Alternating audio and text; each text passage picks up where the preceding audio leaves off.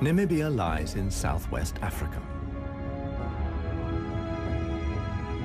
The Namib Desert stretches for almost 2,000 kilometers along the coast.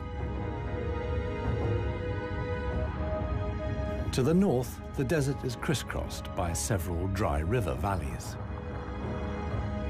One of them is the Huanib Valley. It runs through the desert for several hundred kilometers and ends in the sea.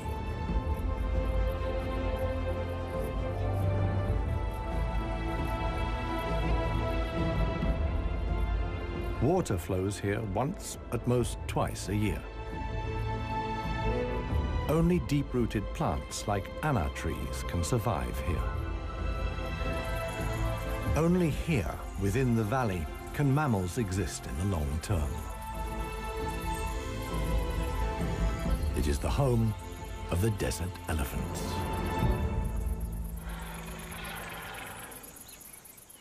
In contrast to their other African relatives, desert elephants live in particularly small family groups. They are so rare and their way of life is so special that they're under the constant supervision of scientists who've also given the elephants names.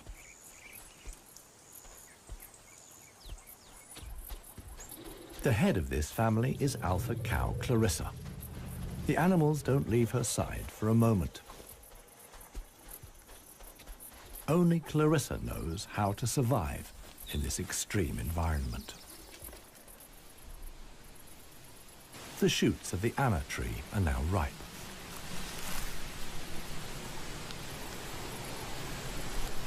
The pods contain protein-rich seeds.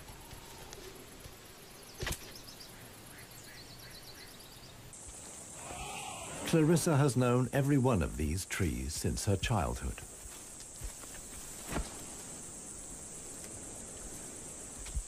Even the youngest, Maya, tries the shoots.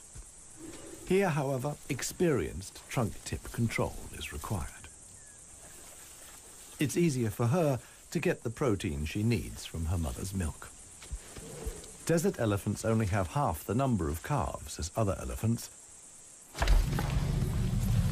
The male animals stay with their mother's family until they reach sexual maturity. With mock fights, they prepare for life without the protection of the females. Adult bull elephants are loners or travel in small groups. Jappy is the most skillful of them.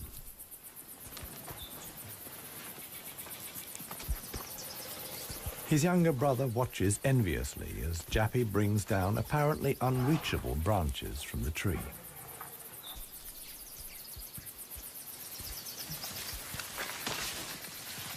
In the valley, Jappy is well known for such tricks. He learned them from his father. Friendship among bull elephants has its limits. Jappy is certainly not willing to share his branch with his younger brother.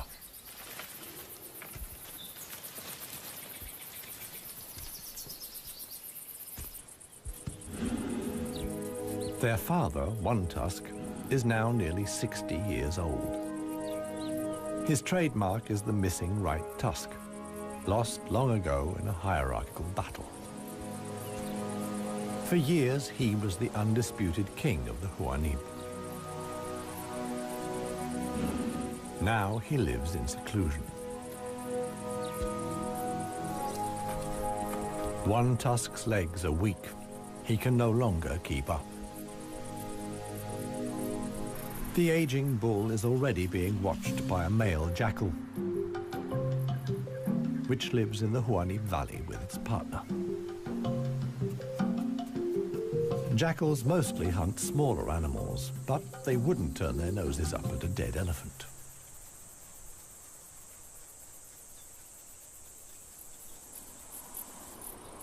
In a side valley, Clarissa has discovered a further source of food.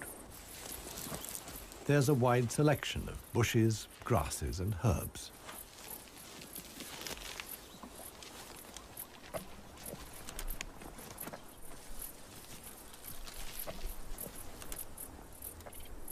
The elephant's climbing skills far surpass those of their savanna-dwelling relatives. This, too, is a form of adaptation to their special habitat.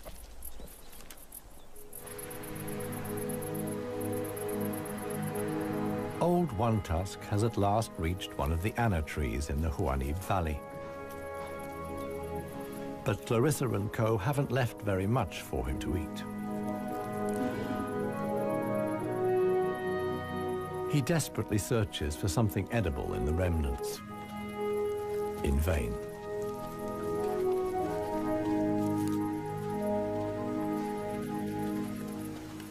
For the inhabitants of the Namib, survival is hard. They're used to going for long periods without water. Many get liquid from their food or know secret sources of water. Regardless of size, every green leaf contains a minimum of liquid worth harvesting.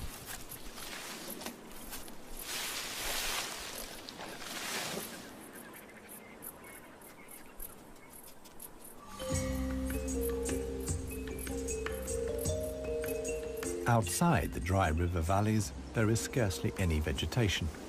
Here, only extreme specialists survive. The Namib desert beetle is no bigger than a fingernail. As all animals, it depends on water for survival and has developed a special strategy.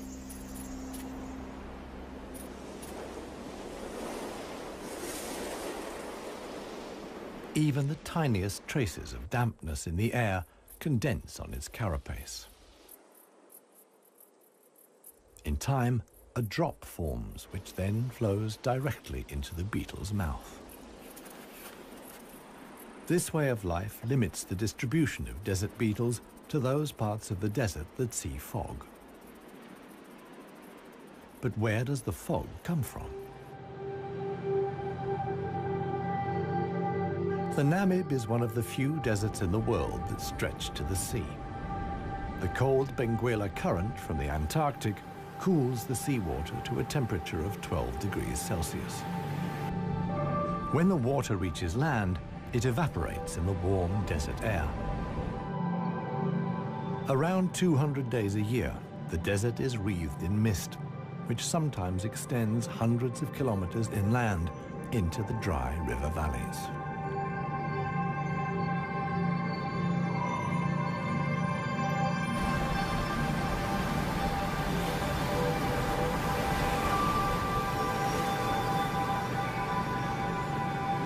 The Benguela current doesn't only bring fog, it's also rich in fish. The animals that benefit most are the brown fur seals.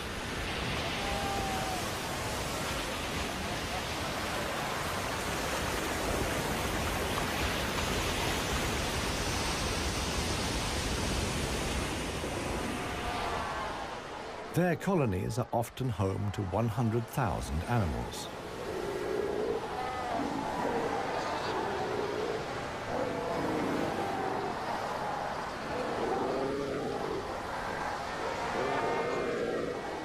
Right now, there's good reason for so many seals to congregate here. The mating season is just beginning.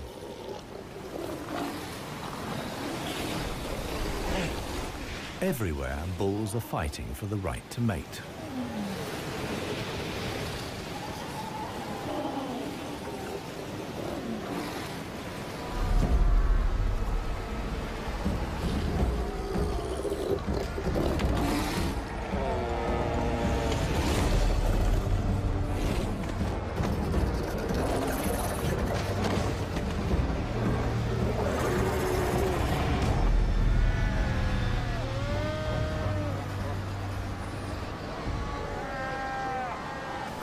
The strongest conquer a whole harem and then have their flippers full.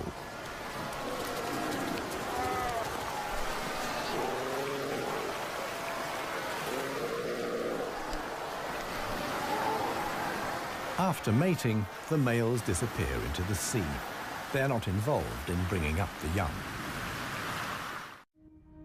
The fog sometimes penetrates as far as the Huaníp Valley.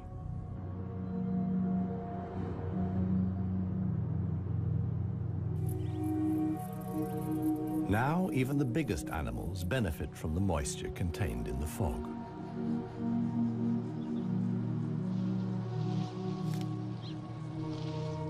Jappy and his brother can take on a lot of liquid from the drops of dew on the plants they eat. This allows the elephants to go without water for up to 4 days at a time. The pair are still on the move together. This will soon change.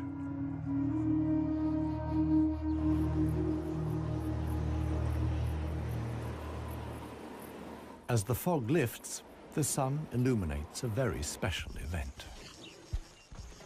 Families of elephants from other dry river valleys are on their way to the Huaníp Valley.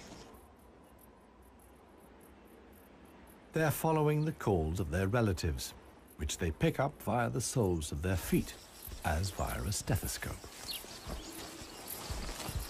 More and more elephants join Clarissa's family.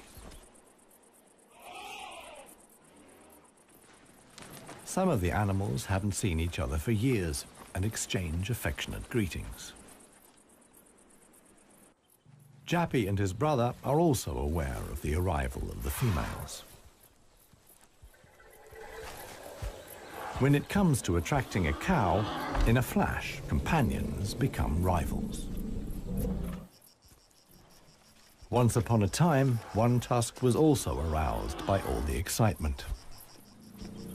Today, it no longer has any significance for him. He wouldn't be able to deal with confrontations with other bulls.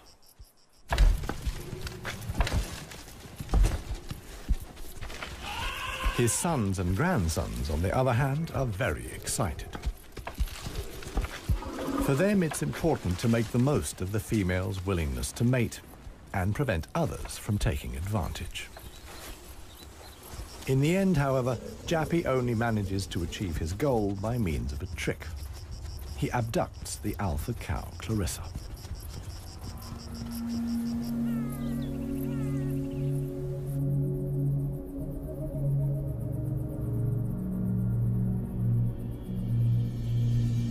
While many of the inhabitants of the valley spend the night hours asleep, this is the time of the real desert dwellers. The Namib sand gecko is only active at night. In the darkness, the little predator looks for crickets and spiders.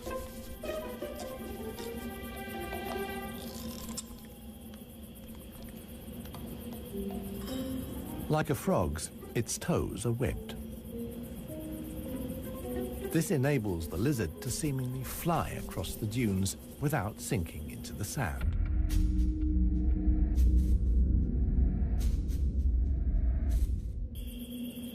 But it also needs to be on the lookout.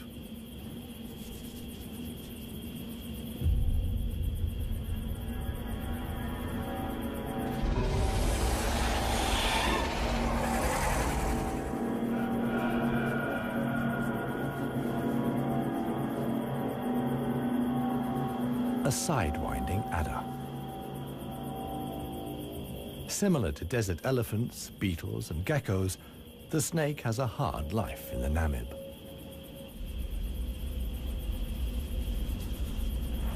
It has to hunt successfully to survive.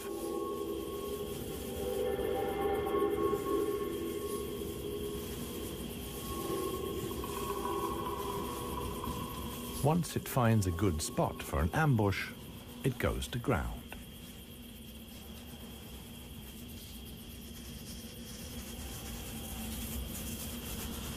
The snake is a predator that lies in wait for its prey, relying completely on its camouflage.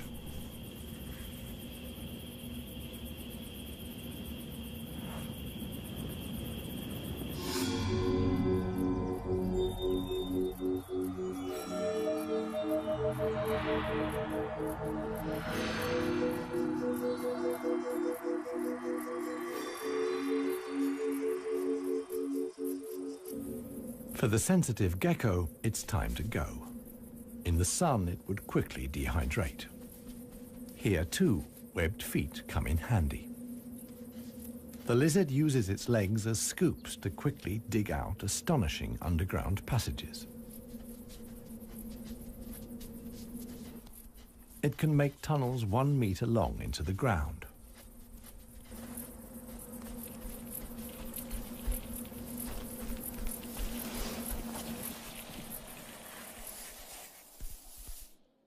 Here, it's safe. Up at ground level, another gecko isn't in quite such a hurry. With good reason. The fog is coming.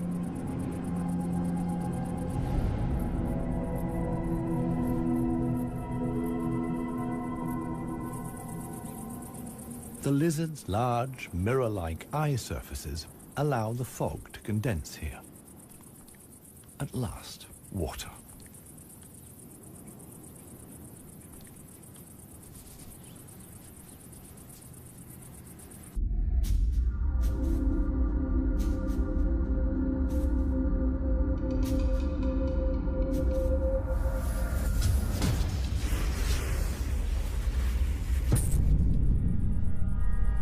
The waiting paid off. This morning, the sidewinding adder can have breakfast and get some liquid into the bargain.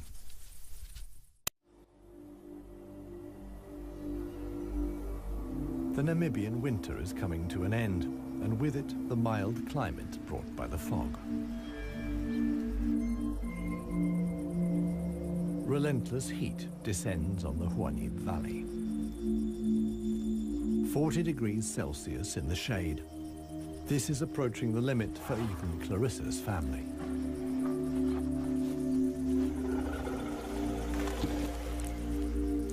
Elephants don't sweat, and so protect themselves against overheating by fanning their ears. But it seems too hot, even for that. The heat is hard to bear for all the animals, but for the youngest, the sun can be lethal. Maya is really suffering.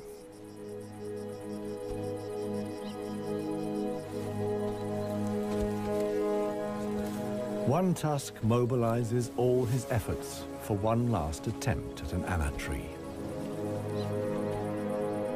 But he no longer has the strength.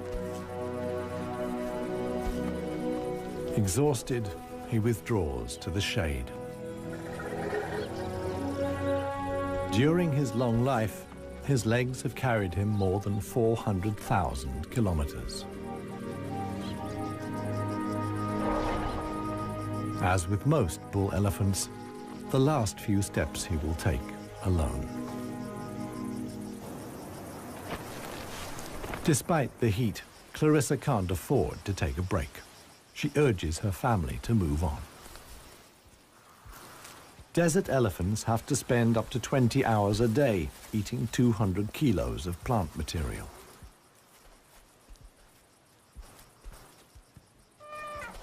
As tiring as that may be, Clarissa's family have no choice. One young bull is already so exhausted that he sleeps through the signal to move off. He only wakes up when the other elephants are already out of sight.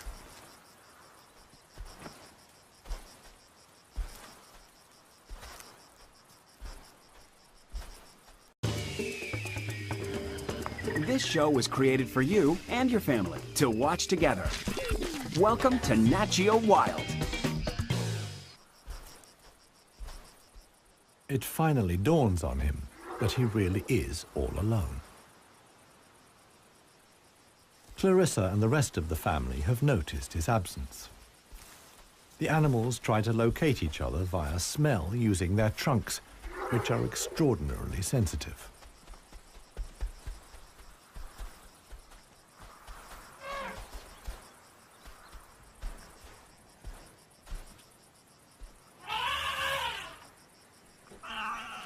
In the end, it's Maya who gives the decisive call.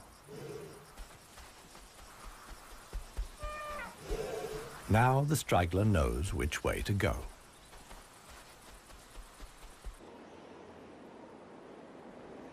The extremely dry period shows no sign of coming to an end. 1 week later, the heat and the elephants have combined to decimate the plant life in the Huanim Valley. Vultures take up positions on the trees on the edge of the valley. Their time will come when the other animals can find nothing more to eat.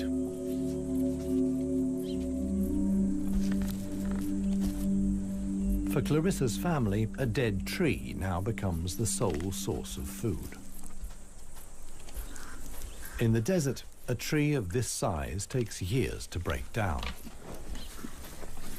And it's the elephants that turn it into food again for the other animals. They themselves only use 60% of what they eat. The rest they excrete undigested. In this way, they distribute seeds, like those of the anna tree. Some animals, like the helmeted guinea fowl, take the majority of their food from what the elephants deposit. In times of scarcity, even the Huanim Valley baboons look for something edible in the elephant's dung.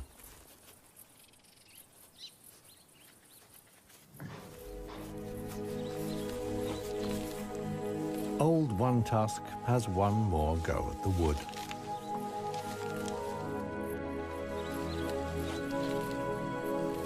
But elephant molars only grow back 6 times. One Tusk's teeth are worn out, and his attempt to eat wood the way he used to is doomed to failure. In other parts of Africa, older elephants seek out swamps where they can live for a while longer on softer leaves. Here, there is no such possibility.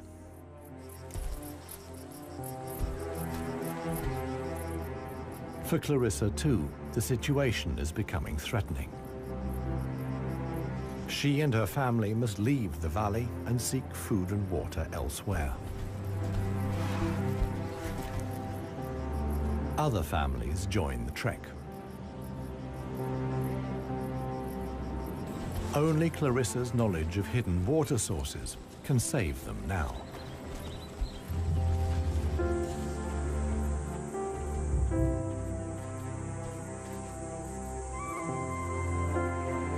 Scarcely any animals are left in the valley.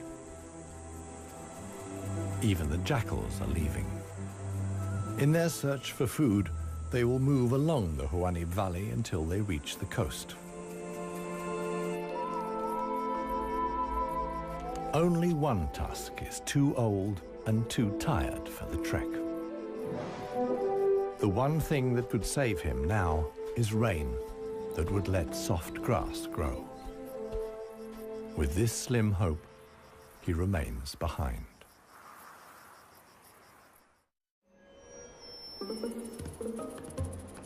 The Namib desert beetle is also looking for something to eat. In contrast to most of the desert dwellers, it is not seeking fresh young shoots. The beetle is on the lookout for plant residues. The unceasing wind is a help. It sweeps fragments of plant life together in valleys and hollows between the dunes. Mostly it's just a few bits of leaf. But sometimes it collects and becomes something like a herbal rubbish dump. Although the plants are completely dried out, they still contain important nutrients.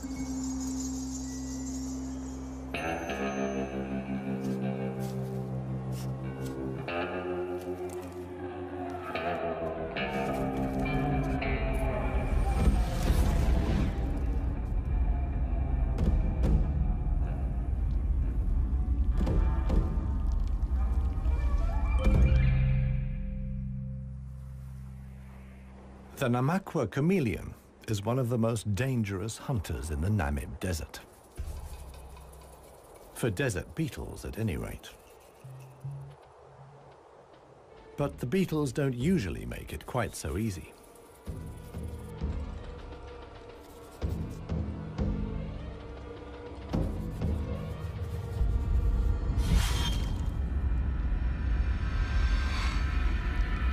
The beetles aren't only full of protein, but also provide essential liquids for the lizard.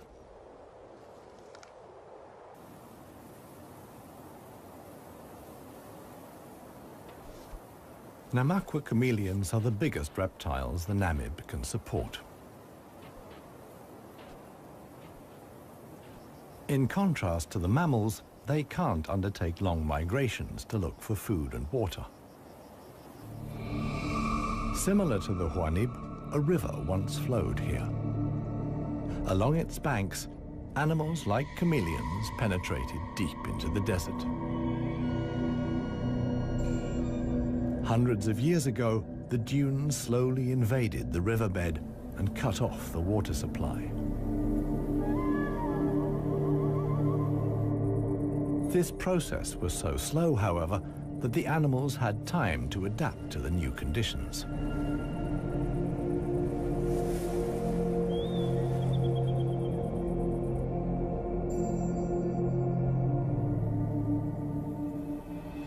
The mammals didn't need such a long period of adaptation.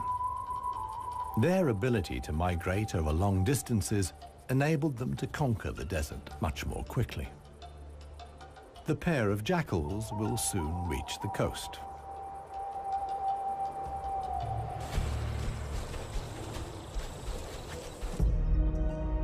Clarissa, meanwhile, is still searching for water. Little Maya is already exhausted.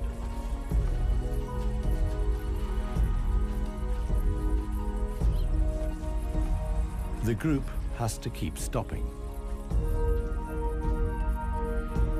The animals are reaching the limits of their strength.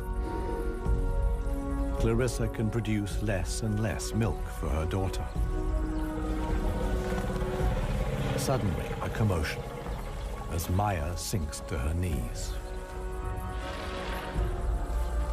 But Clarissa urges her offspring onwards. It is their only chance.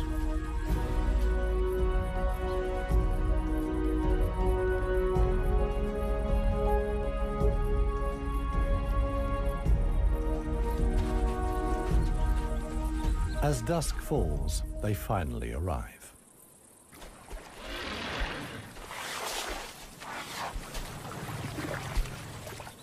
Thanks to Clarissa's knowledge, there's something to drink at last. Adult elephants can get by on 100 liters of water a day.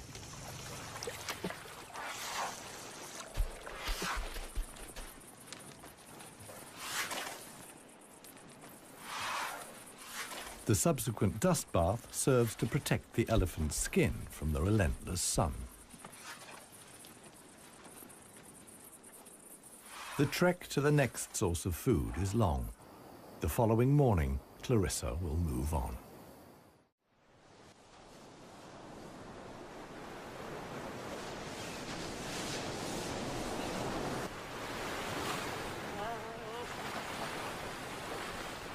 The jackals have finally reached the sea and move southwards along the coast.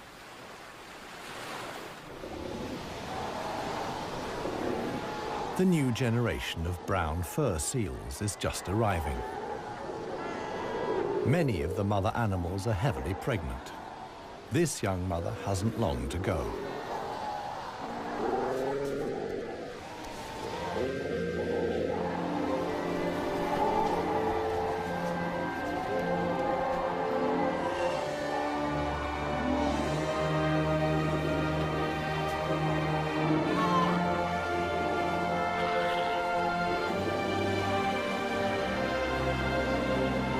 The mother at once welcomes her offspring into the world. Each voice and scent is as unique as a fingerprint. The ritual creates an unbreakable bond between mother and pup.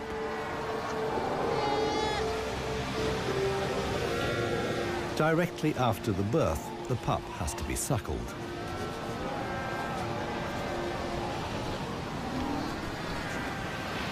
The newborn is a little clumsy.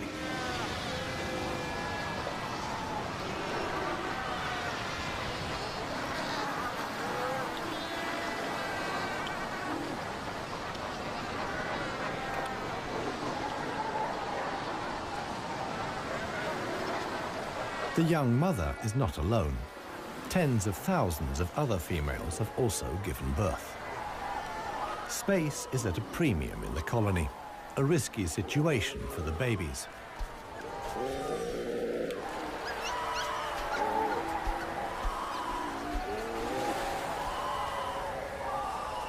To minimize the danger, the seals organize a kindergarten.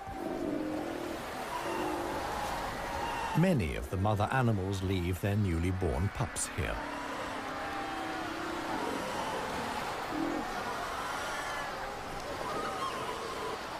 The nursery not only offers the young pups protection, but also makes it easier to find them later.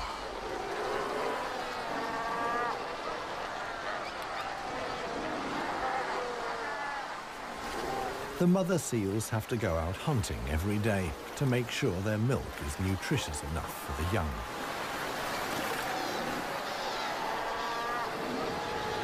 But when choosing the location of the kindergarten, they forgot about the tide.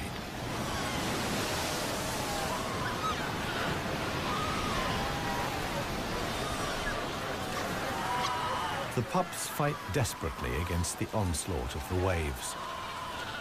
The baby is washed out to sea along with the other newborn seals.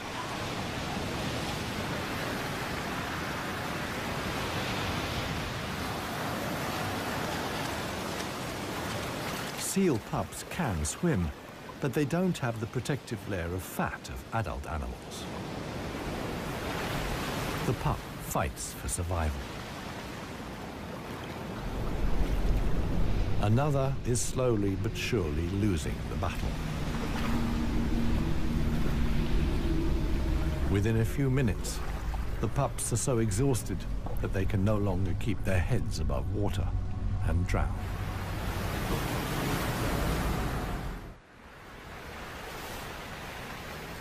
The next morning reveals how great the danger posed by the sea is for the seal pups. The shore is full of little corpses, washed up by the tide.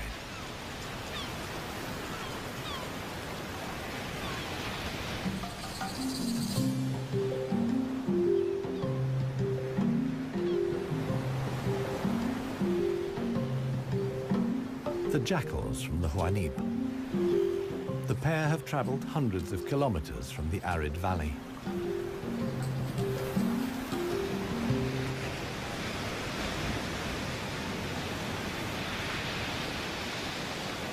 The seal colony is now their only chance of food. Jackals aren't choosy. For them, eating carrion is nothing unusual.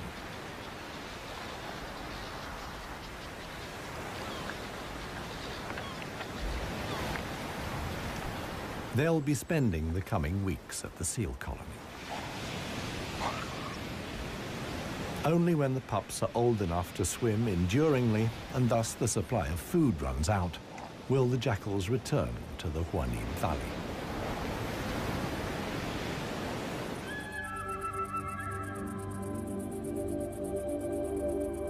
It's not only the jackals that undertake such long treks. The other inhabitants of the Huanib have a long way to go.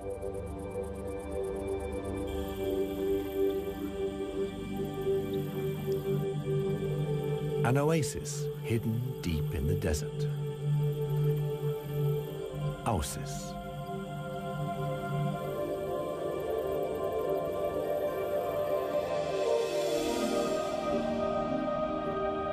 It lies like an emerald in the middle of the desert.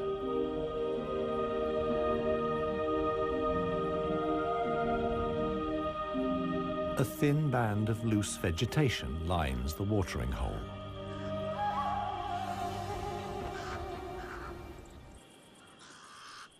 The pied crows are getting worked up about something. Visitors. Big visitors. the legendary desert lions. Desert lions are so unbelievably rare that scientists have fitted them with transmitter collars so that the big cats can be monitored and protected. 2 females have taken up positions in the undergrowth with their young. The experienced predators know that it's just a matter of watching and waiting. And indeed, many animals are making their way here. The oryx's numbers have thinned noticeably. Some are lagging far behind the main column.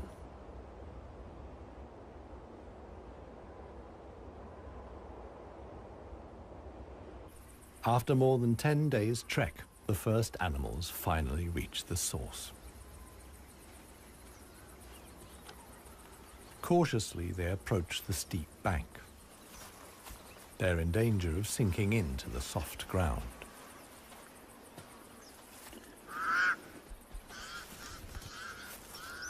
The pied crows sound the alarm again.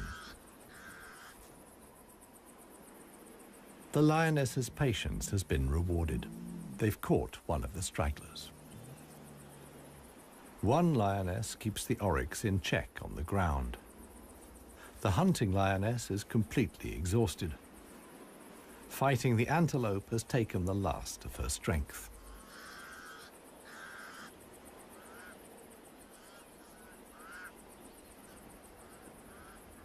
She drags herself back to the bushes to get her cubs.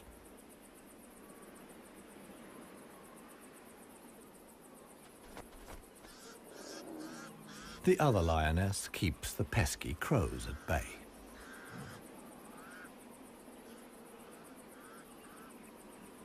Luckily for the huntress, the cubs quickly grasp the situation. They can hardly wait to get their teeth into some fresh food. All the animals here are fighting for survival. The lionesses won this round. They've enough food now to last the coming weeks.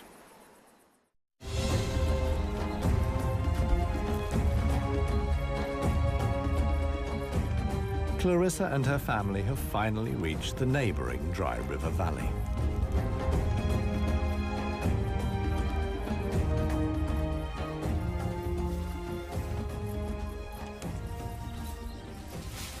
The experienced cow knew instinctively that, in times of drought, there was some precious greenery here to feed on.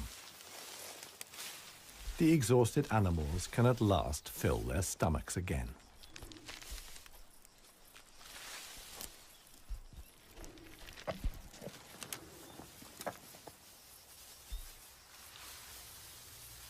And this is how a happy, full-up baby elephant looks. Maya in paradise.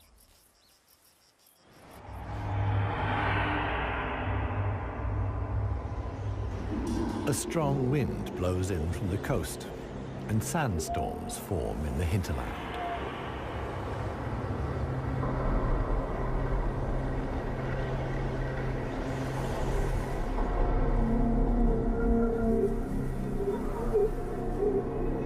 They reach the river valley where Clarissa and family have found food and shelter. Sandstorms like these are the harbingers of heavy rain. Experienced elephant cows like Clarissa know what that means. As soon as it rains, the dry river valleys will be turned into raging torrents that wash away anything in their path. Imminent danger for the family of elephants. Time to move on again. Now the safest place to be is outside the valleys. How right Clarissa was can be seen the following day. Water in the Dry River Valley.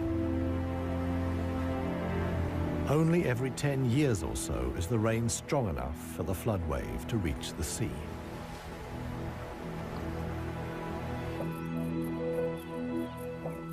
Just a few days later, the first green shoots begin the transformation of the dry river valleys.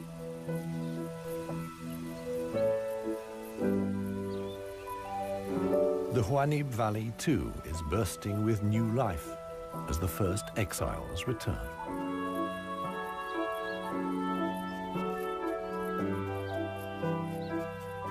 For one animal, however, the rain came too late. Old One Tusk succumbed to hunger before the first drops fell. The jackals find his body on the edge of the valley.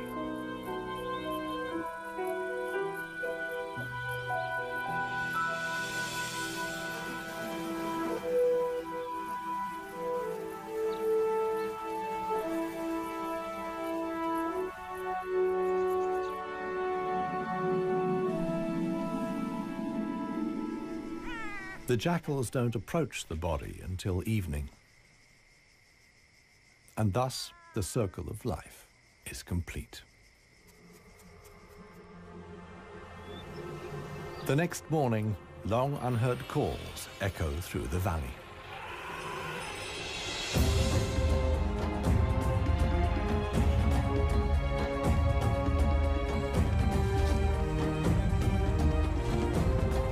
Clarissa is back. Her family survived the floods unscathed. Maya, too, is thriving. At last, the newly greened Huanib Valley comes into view.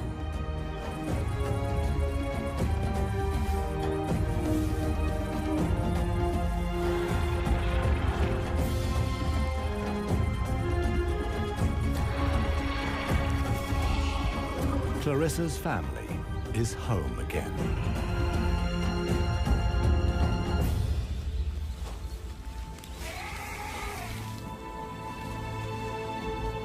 Jappy will pass on the genes of his father, One Tusk, and with them, his strength and intelligence. Clarissa is pregnant with his baby. The alpha cow will induct each new generation into the secrets of the desert elephants. This is essential for their survival. The Huanib River Valley is probably the last real wilderness in Namibia, one in which only the cleverest, most intelligent of the animal world can survive. A life of extremes in the home of the desert elephants.